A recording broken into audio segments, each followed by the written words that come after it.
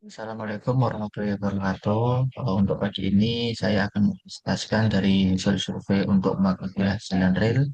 Sebelumnya nama saya Andika Susukswoyo.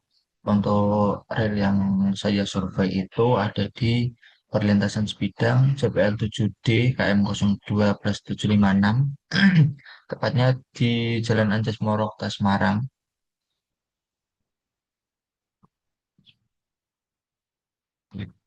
Untuk latar belakang dan urgensi sendiri dari survei yang saya lakukan itu, yang pertama, perlintasan sepeda merupakan titik rawan konflik antar moda transportasi jalan raya dan jalan rel, di mana di Indonesia ada ribuan perlintasan sepeda yang masih berisiko tinggi. 60-70% perlintasan tidak memiliki pengamanan yang memadai untuk frekuensi perjalanan kereta terus meningkat seiring jalur ganda. Jadi yang dulunya awal jalur tunggal sekarang jadi jalur ganda sehingga dari apa namanya frekuensi perjalanan kereta api jadi meningkat dan perlunya audit keselamatan infrastruktur secara berkala. Untuk tujuan dan metode penelitian yang saya lakukan di perlintasan sebidang JPL 7D KM 02+756, yang pertama, saya menggunakan metode observasi, yaitu survei lapangan langsung di KM 02+756 untuk mendokumentasikan kondisi existing, fisik, dan fasilitas. Kemudian saya analisis data yang berisi tentang identifikasi hazard teknis dan non-teknis berdasarkan standar Dirjen Hubdat 2005 dengan tujuan memberikan solusi yaitu berupa penyusunan rekomendasi peningkatan keselamatan bagi pengguna jalan raya dan masinis. Kemudian untuk landasan konstruksi jalan rel, yang pertama ada persyaratan geometrik menurut PM 60 garis miring 2012. Yang pertama untuk parameter geometrik lebar jalan rel, yaitu kami survei terdapat di 1067 mm yang merupakan standar operasional di Indonesia. Untuk landai penentu maksimum di 10-25%, tergantung kelas jalan rel. Dan lekung vertikal Ermin itu 6.000 meter sampai 8.000 meter untuk kecepatan sampai dengan 100 km per jam. Jari-jari lengkung horizontal minimal 200 meter untuk kecepatan 60 km jam dan tanpa peninggian rel. Untuk karakteristik komponen yang saya survei menemukan itu jalan rel menggunakan tipe R54.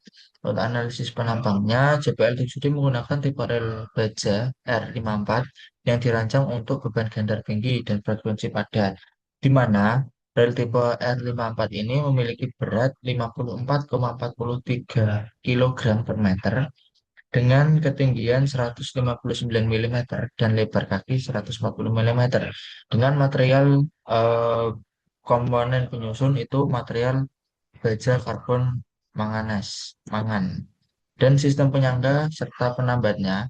Untuk penyangganya menggunakan bantalan beton atau konkrit sleeper dominan digunakan di lokasi survei yang memiliki keuntungan salah satunya itu tahan cuaca ekstrim, beban dinamis tinggi, dan memiliki umur layan panjang.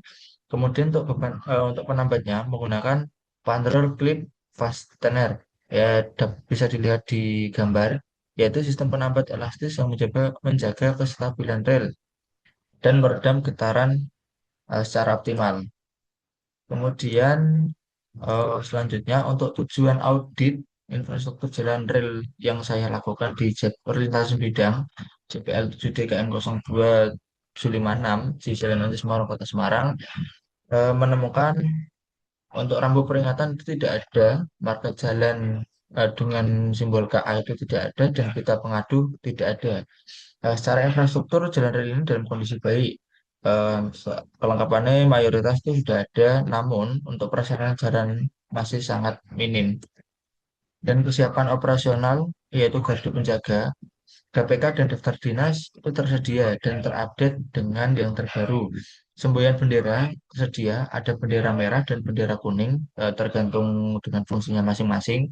Peralatan darurat itu ada terdiri dari lampu senter, jam, dan P3K itu tersedia. Kemudian sistem palang itu menggunakan eh, pintu elektrik yang masih berfungsi dengan baik.